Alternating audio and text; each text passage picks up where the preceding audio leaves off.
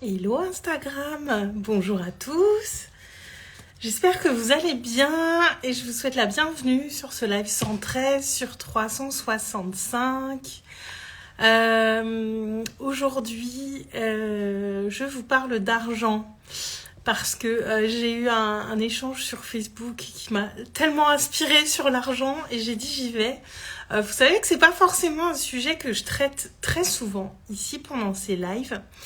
Et d'ailleurs, si vous regardez en replay, n'hésitez pas à commenter ou à partager si vous pensez que ce live peut être utile à d'autres.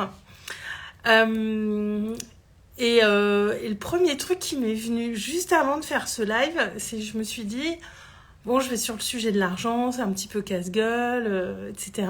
Et je me suis rendu compte que j'avais cette croyance que, sous prétexte que je n'ai pas beaucoup d'argent, que je n'engrange pas des grosses sommes d'argent, que je ne suis pas légitime à parler d'argent. Et je me suis dit, ok, je fais pas 10 000 euros par mois de CA ou plus, je ne prends pas des bains dans des billets, mais pour autant, j'ai quand même beaucoup réfléchi sur mon rapport à l'argent et j'ai compris beaucoup de choses. Et ma légitimité à parler de ça ne vient pas de ce qu'il y a sur mon compte en banque. Et déjà d'observer ça, ça a été super intéressant pour moi. Et puis ça m'a aussi rendu le fait un petit peu plus léger de venir vous parler d'argent. Mais voilà, je pense que j'avais cette croyance sous-jacente qui était là. Et ici, je viens là vous parler d'argent aujourd'hui, c'est parce que j'ai une amie tout à l'heure qui a partagé sur Facebook un événement de Joe Dispenza qui arrive au mois de février. Et elle partageait le lien de l'événement. Donc c'est une immersion de 3 jours à Paris au Grand Rex avec Joe Dispenza. Et donc c'est l'année prochaine pour ceux que ça intéresse si vous voulez aller voir. Et donc elle a mis le lien avec, et en commentaire en dessous il y a quelqu'un qui a mis le prix avec l'emoji, vous savez, l'emoji qui est en panique, et je me dis ah bon, et du coup moi je vais voir le prix par curiosité, et en fonction de la place qu'on choisit, la classique ou la premium, c'est entre 6 et 700 euros. Et moi ça m'a pas du tout semblé démesuré, je m'attendais même à plus cher que ça, parce que c'est quand même Joe Dispenza. Alors je connais pas trop ses travaux, mais voilà, il est quand même très connu. Et moi, très honnêtement, quand je suis allée voir le lien, je m'attendais à ce que ce soit au moins un montant à 4 chiffres, en fait.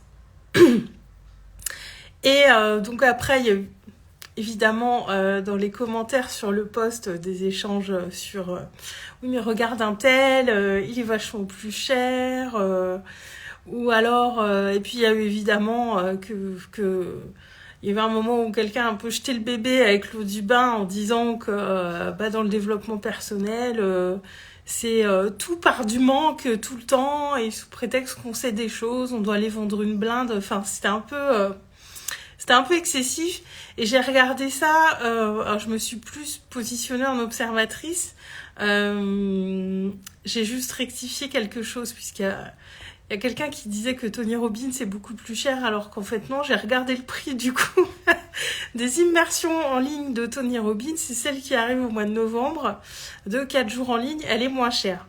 Donc vous voyez déjà, alors je vous partage ça déjà pour voir les trucs qu'on peut se mettre en place tout seul dans notre tête en disant un tel est forcément plus cher, alors que non, pas nécessairement du coup. Et en regardant ces échanges qu'il y avait, je me suis dit ouais, mon regard sur tout ça a quand même beaucoup évolué, et il est plus du tout le même qu'avant. Et déjà j'ai réglé ma légitimité à venir parler d'argent en live de temps en temps. Je pense pas que je vais en faire tout de suite mon grand sujet de prédilection. Coucou Alicia, coucou Canel Souvenir, dis-moi ton prénom, je sais pas, est-ce que Canel est ton prénom? Et il y a plusieurs choses du coup qui me sont venues. Alors oui, dans le développement personnel, dans tout ce qu'on voit notamment sur les réseaux sociaux, il y a encore fréquemment ce marketing qui vient appuyer sur la peur du manque et sur les peurs des gens. C'est un fait, c'est encore là aujourd'hui. Mais tout le monde ne travaille pas comme ça, tout le monde ne pratique pas ce marketing de la peur. Heureusement, j'ai envie de dire bonjour Caroline. Enchantée aussi Caroline, je me rappellerai. En général, quand vous me donnez vos prénoms en live, je les retiens bien après. Donc bienvenue et n'hésite pas à rebondir sur ce que je vais dire. Et donc il y a quand même, j'ai envie de dire, moi de ce que je vois, il y a beaucoup de gens qui ne communiquent pas, qui ne pratiquent pas ce marketing de la peur. Mais après, évidemment, on communique sur qu'est-ce qu'on va apporter aux gens, qu'est-ce que ça va leur donner comme résultat. Coucou Nicolas. Et je pense que dans le commentaire de cette personne, il y avait un amalgame qui était fait entre la peur du manque, l'énergie du manque et le désir d'évolution. Et moi, j'ai beaucoup investi sur moi depuis 2 ans. Il y a des moments où j'ai investi sur moi depuis cette énergie de manque. Et les derniers investissements que j'ai faits, ils partaient d'un désir d'évolution. Et je peux vous dire que ça n'a rien à voir. Que ça n'a rien à voir vraiment dans l'énergie. Et vouloir évoluer, vouloir avancer, passer un nouveau step et payer quelqu'un pour nous accompagner vers ça, on n'est pas dans le manque. On est vraiment dans le désir et on part d'un espace de plein. Et on part pas en se disant cette personne-là va me permettre de compenser quelque chose que je n'ai pas actuellement. Et cette différence, elle est quand même fondamentale. Et alors j'ai préféré en faire un live parce que ça m'a inspirée, parce que je voulais pas débattre sur un post Facebook. Ça m'intéressait pas trop. Et ça me semblait intéressant de vous partager ça. Parce que, à mon sens, faire attention à pas tout mettre comme étant de la peur du manque à partir du moment où on va chercher un soutien pour nous amener vers quelque chose qu'on désire. Donc ça, c'était la première chose. Et puis, dire que quelque chose est cher ou pas cher, avec le temps, je me rends compte que qu'est-ce que ça veut dire en fait, cher ou pas cher. Pour quelqu'un qui gagne 10 000 euros par mois, 600 euros, c'est pas grand-chose. Pour quelqu'un qui gagne 2 000 euros par mois, il va peut-être y regarder à plusieurs fois avant de dépenser 600 euros.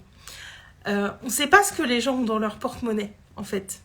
Et dire c'est cher ou pas cher en faisant une généralité, pour moi, ça n'a aucun sens, en fait. Aucun sens, puisqu'on ne sait pas... Voilà, à partir du moment où on ne sait pas ce que les gens ont sur leur porte-monnaie, on ne peut pas dire 600 euros pour 3 jours avec Joe Dispenza, c'est cher. Ça dépend pour qui, et puis ça dépend. Quelqu'un qui suit Joe Dispenza depuis longtemps. Bonne journée Caroline, à une prochaine. Quelqu'un qui suit Joe Dispenza depuis longtemps, qui suit ses enseignements, qui a très envie de le voir en vrai, les 600 euros pour aller sur cette immersion de 3 jours, il va les trouver. C'est sûr. Parce qu'il va se dire, c'est l'occasion ou jamais, j'y vais, je veux le voir en direct, 3 jours avec lui, ça va être incroyable, j'ai tellement envie de faire ça, et il va les trouver les 600 euros. Moi, je sais qui est Joe Dispenza, mais après, c'est pas quelqu'un que je suis régulièrement. Je me dis, ouais, ça doit être chouette, mais personnellement, je vais pas prioriser 600 euros pour aller voir Joe Dispenza, même si je ne doute pas du tout de la qualité, simplement pour moi, ce n'est pas prioritaire. Nicolas, après, ça dépend 600 euros pour faire quoi ou avoir quoi. Exactement. Moi, comme je vous disais, j'ai beaucoup investi sur moi. J'ai investi des grosses sommes. J'ai investi des petites sommes. Et à chaque fois, ce qui s'est passé, c'est que j'avais vraiment envie de faire ces trucs-là. Et en fait, l'argent... le montant n'a pas grande importance quand on veut vraiment faire quelque chose. Simplement, le montant qu'on va investir dans quelque chose, et j'insiste sur la notion d'investir, ça va venir nous faire bouger intérieurement plus ou moins parce que ça va nous demander aussi un investissement personnel supérieur. Moi, au printemps, j'ai investi sur un accompagnement à 4 chiffres. Concrètement, j'avais pas l'argent, mais je le voulais et j'ai trouvé l'argent. Et quand on veut vraiment quelque chose, on trouve l'argent. Moi, demain, ma télé, elle tombe en panne, j'en ai rien à foutre, je la remplace pas et j'aurai plus de télé. Par contre, si je veux vraiment un accompagnement, un programme, s'il y a quelque chose que je désire vraiment faire et que j'ai cette sensation que ça va vraiment m'apporter quelque chose et que cette valeur-là, elle est hyper importante pour moi, je vais trouver l'argent. Et le prix n'a pas grande importance. Et moi, je vous parle vraiment de mon expérience. Et je vous dis, je suis pas quelqu'un de riche. Je prends pas des bains dans des billets de 500 €. Et c'est vraiment de mon expérience que ça part. Et de voir ce commentaire, c'est cher. Je me suis dit, mais en fait, ça veut rien dire. Et puis, on se fait des tas d'idées sur ce qu'on est censé mettre, mais en fait, c'est ce qui est juste pour nous. Est-ce qu'aujourd'hui, je veux investir ce montant-là pour moi? Et au-delà de ça, ou alors est-ce que je priorise sur mes vacances? Est-ce que je priorise sur autre chose? Après, j'ai envie de dire, peu importe où on met notre argent, c'est ok. À partir du moment où c'est aligné avec nous et qu'on est heureux de mettre cet argent dans ce poste de dépense. Parce que ce qui peut être intéressant... Non, Nicolas, je prends pas de bain de diamant. Non. Peut-être un jour, mais pas pour l'instant. Ouais, et encore, même si j'avais les moyens, ce serait pas ma priorité. J'ai l'image de Picsou. Quand j'étais petite, je disais Picsou et je crois qu'on le voyait parfois dans un bain avec des billets. Donc j'avais cette image-là en tête. Puis je trouve que c'est assez parlant. Et moi, je vous invite à aller voir. C'est un exercice que j'ai beaucoup fait, que j'ai fait très longtemps et qui est devenu plus instinctif maintenant, mais qui est vraiment très intéressant à faire et qui va venir faire nous faire mettre de la conscience sur notre manière de dépenser notre argent. C'est comment vous vous sentez quand vous dépensez de l'argent. Nico, ah oui, comme Picsou avec les pieds sur la tête. Oui, c'est exactement ça que j'avais en tête.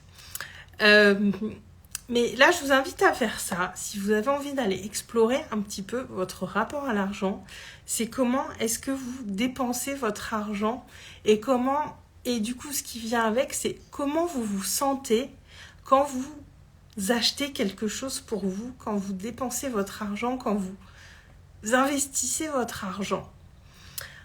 On a tendance à faire beaucoup d'achats du quotidien en pilote automatique, en se disant ça j'en ai besoin, je l'achète, et à pas mettre de conscience là-dessus, et d'arriver à la caisse en étant toujours dans ce pilote automatique. Je sors la carte, je paye et tout ça. Et je me suis beaucoup obligée à faire cet exercice-là, même sur des achats du quotidien. Alors, je parle de l'alimentation, des choses de consommation courante, pas forcément un cadeau qu'on va se faire, un bouquin qu'on va s'offrir ou autre.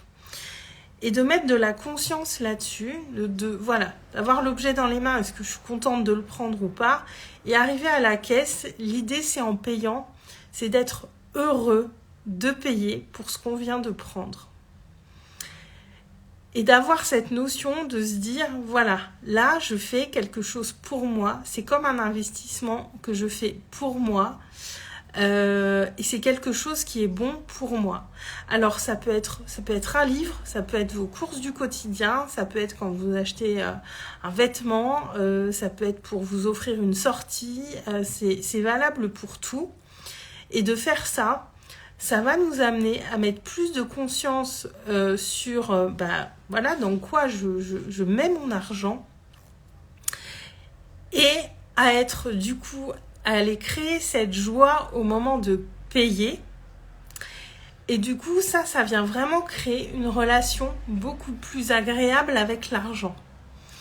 Moi, j'ai pendant beaucoup de temps, j'ai fait ça en conscience et je prenais le temps.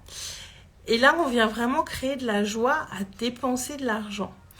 Parce que moi, pendant longtemps, j'arrivais à la caisse, j'avais fait mes courses et j'aimais pas payer parce que je me disais, personne n'aime ça, payer à la caisse, dire on dépense de l'argent. Eh ben si, en fait, si tous nos achats qui sont là, qu'on a fait, nous font plaisir, on sait quelle utilité ils vont avoir. Si on met du sens sur tout ce qu'on achète, on peut faire nos achats en étant dans plus de joie, dans plus de conscience et en étant vraiment dans cette dynamique où on se dit « je m'offre un cadeau ». Nicolas, des achats de nécessité bien souvent. Oui, souvent on est en pilote automatique sur ces achats-là parce que c'est les courses du quotidien et il faut les faire et on s'en occupe pas. Sauf qu'on peut mettre aussi beaucoup plus de conscience là-dessus. Et si je suis habituée à acheter des pommes toutes les semaines, pourquoi j'irais pas acheter autre chose pour voir est-ce qu'il n'y a pas autre chose qui pourrait me faire plus plaisir? Est-ce que vraiment ça me fait du bien d'acheter ça? Et vraiment de mettre la conscience sur tout ça et au moment de payer, être dans la joie de payer. Moi, le dernier gros investissement que j'ai fait sur moi, c'était un montant qui était assez important. Pour moi, c'était une très très grosse somme. Et quand j'ai fait le virement, je peux vous dire que j'étais super heureuse de faire ce virement. Parce que je le faisais d'un espace où j'allais chercher quelque chose que je désirais, avec une personne avec qui j'avais envie de travailler, sous un format qui me convenait. Et j'étais heureuse de dépenser cette somme. Par contre, quand je me prends un PV et que je dois payer 45 €, là on est sur un beaucoup plus petit montant, mais là ça me fait moins plaisir de dépenser cette somme. Je fais cette comparaison pour que ce soit parlant et que vous voyez un petit peu ce que je veux dire. Et c'est pas une question de montant en fait. Moi quand je travaille auprès d'un coach, d'un thérapeute ou autre, je suis toujours contente de lui donner de l'argent parce que je l'ai choisi, parce que c'est le moment où j'en ai besoin, c'est la personne avec qui je désire travailler et je suis toujours heureuse de faire cette dépense. Et de la même manière, quand je fais mes courses, j'essaye toujours d'aller vers ce qui va me faire plaisir et de ce que je vais être heureuse d'acheter. Et vraiment mettre de la conscience sur tout ça, quand on le fait régulièrement, pendant plusieurs semaines, plusieurs mois, ça vient vraiment modifier le regard qu'on porte sur l'argent, sur notre manière d'investir sur nous et de regarder ces sommes avec un regard peut-être différent et d'être moins dans le jugement aussi par rapport à tout ça. Nicolas, je vois bien ce que tu veux dire. En effet, on peut éprouver des plaisirs quand on fait un achat. Et oui, et l'objectif serait d'éprouver du plaisir à chaque fois qu'on fait un achat. Parce que faut pas oublier que l'argent, en langage des oiseaux, c'est l'art des gens. C'est l'art de créer du lien avec les autres. L'argent, c'est quelque chose de noble si on l'utilise dans cet état d'esprit-là. Après, les billets, les pièces, c'est neutre. C'est juste des outils pour échanger des choses. Mais l'argent, pour moi, il y a une notion qui est assez noble derrière l'argent, puisque ça implique une interaction entre plusieurs personnes. Et voir ça sous ce prisme-là, et que vous ayez beaucoup d'argent sur votre compte en banque ou pas beaucoup, en fait, ça change rien. C'est juste, voilà, notre regard qu'on porte là-dessus qui vient changer et de se dire, voilà, je me fais un cadeau, je m'offre des choses. Et Nicolas, donc l'argent fait-il le bonheur? Je suis pas certaine. Alors, faudrait poser la question à quelqu'un qui a beaucoup d'argent. Moi, c'est pas mon cas. Je vis bien, mais voilà, je me sens pas riche pécuniairement. Je suis pas sûre que l'argent fasse le bonheur. Parce qu'on voit quand même beaucoup de gens qui ont beaucoup d'argent et qui sont pas forcément heureux dans leur vie. Mais je pense que l'argent pour moi est beaucoup plus synonyme de liberté. Et la liberté pour moi est une contribution au bonheur. Après, si on met pas de sens sur ce qu'on a, parce que on voit des gens qui perdent les pédales avec l'argent et qui font un peu n'importe quoi avec. Après, il y a des gens pour qui concrètement ça facilite la vie.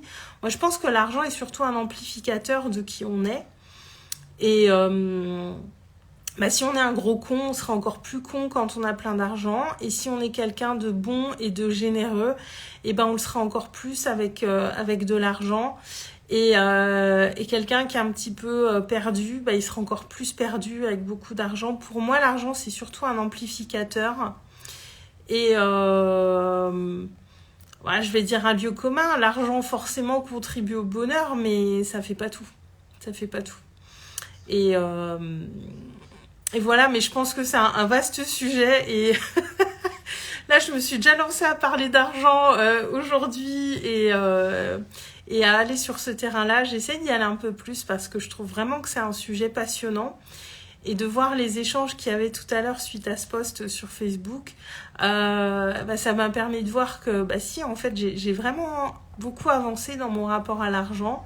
Je pense que c'est quelque chose qui... Le rapport à l'argent, on peut se questionner dessus à toutes nos étapes d'évolution, parce que ça vient dire beaucoup de choses de nous, de notre rapport avec nous-mêmes. Et c'est très important d'observer ça, et je trouve que dans nos sociétés on s'en préoccupe pas suffisamment du rapport qu'on entretient avec l'argent, et c'est pour ça que je voulais poser ce sujet-là aujourd'hui là-dessus, et voilà, de vous inviter simplement à observer comment vous êtes quand vous achetez des choses pour vous, et comment vous êtes au moment de payer. Surtout, c'est très intéressant d'aller voir ça vraiment. Moi, je le fais encore très régulièrement. Voilà, quand j'hésite un peu, je me dis mais comment est-ce que je vais me sentir au moment de payer ça? Et ça vient vraiment me donner des réponses super intéressantes. Alors Nicolas, je pense plutôt que cela rejoint ce que tu dis. J'ai réussi à mettre un peu de côté pour me faire plaisir. Donc il y a la notion de plaisir par rapport à celui qui peut se payer ce qu'il veut. Ouais. Éprouve-t-il le même plaisir? C'est très intéressant ce que tu dis. Parce qu'il y a cette notion... alors là, je vais aller sur un autre sujet, c'est cette notion d'habituation hédonique. Ça, c'est un terme de Christophe André. Et par exemple, quand on vient de... je vais donner l'exemple. Moi, quand j'ai déménagé dans cet appartement-là, il y a 2 ans, je me plaisais plus du tout dans l'autre appartement dans lequel j'étais. Et moi, j'adore vivre ici. Il y a beaucoup de lumière. J'ai de la verdure en bas de chez moi. Enfin, j'adore vraiment vivre ici. Et je mets un point d'honneur à entretenir l'amour que j'ai pour mon lieu de vie ici et à quel point je me sens bien ici. Et il y a ces choses qu'on a sous les yeux en permanence et auxquelles on s'habitue et pour lesquelles on n'a plus de gratitude parce que c'est toujours là et il n'y a plus de plaisir à ça. Et c'est pareil quand on a une nouvelle voiture, au début on est tout fou, tout content, ouais, trop bien, et puis après au bout de 6 mois, ouais, voilà, c'est ma bagnole. C'est comme quand on s'achète un téléphone, un ordinateur, ça nous rend pas heureux. Sur le moment, c'est un shoot d'hormones du bonheur, mais c'est pas ça qui nous rend heureux. C'est comment on le fait. Et effectivement, comme tu dis, Nicolas, quelqu'un qui a beaucoup d'argent, qui peut se payer ce qu'il veut et qui ne met pas de conscience là-dessus, qui ne réfléchit pas à la joie de ce que ça lui apporte et qui dépense juste pour dépenser et parce qu'il peut tout se permettre, là, effectivement, ça n'apporte pas de joie, ça n'apporte pas de plaisir et c'est quand même des choses qui sont, la joie, c'est ce qui doit nous guider dans notre vie, dans nos actions. C'est hyper important d'être guidé par ce qui nous met en joie, de suivre cette joie. Et si on fait nos achats en étant blasé et sans y mettre de conscience, on va juste voir des traits rouges en moins sur le compte en banque et on va pas voir ce que ça nous a apporté. C'est cette notion de conscience qui est hyper importante et d'aller voir aussi tout ce qu'on a déjà, tout ce qui nous fait plaisir. Moi, j'adore mon appartement. J'ai une toute petite voiture, mais j'adore ma voiture. Et je me rappelle de ça quand je monte dans ma voiture. Et se rappeler de ça et être conscient de tout ce qu'on a et être reconnaissant pour tout ce qu'on a déjà. C'est hyper important aussi. Donc voilà, je vous invite vraiment à aller voir toutes ces choses-là. Parce que moi, ça a vraiment fait bouger beaucoup de choses dans mon rapport à l'argent. Ouais, et la conscience de la valeur des choses. Ouais. Parce que qu'on ait souffert du manque ou pas, je pense qu'on n'est pas tous égaux quand on arrive à un moment où on a beaucoup d'argent. Et comme tu dis, la valeur pas forcément pécuniaire des choses. Moi, quand je vais faire une balade en forêt, pour moi, ça a une énorme valeur, ça. Et c'est quelque chose qui est gratuit. Et Et moi, le dernier investissement que j'ai fait sur moi, ce gros investissement que j'ai fait, pour moi, il valait 10 ou 20 fois plus. C'est la valeur qu'on donne aux choses qui est importante. Et dire au final 600 € d'immersion de 3 jours avec Joe Dispenza à Paris, c'est cher. Bah moi j'ai envie de dire au final ça veut rien dire. C'est cher.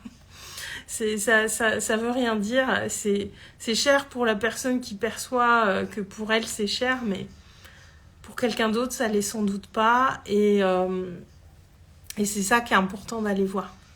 Voilà, et de mettre beaucoup de conscience sur tout ça, mais le rapport à l'argent vient dire beaucoup de choses de nous. C'est pas une exploration qui est toujours agréable, mais à mon sens, elle est importante à faire et très très riche d'enseignements. Voilà, je pense qu'on a couvert pas mal de choses avec ce live. Merci à Nico d'avoir été là tout le long, d'avoir commenté, à Caroline, Alicia et Caroline et Alicia qui sont passées. Je vous souhaite une bonne fin de journée à tous. Profitez bien. Et puis je vous dis à demain pour le live du jour. Je vous embrasse très fort. Bon après-midi. Ciao.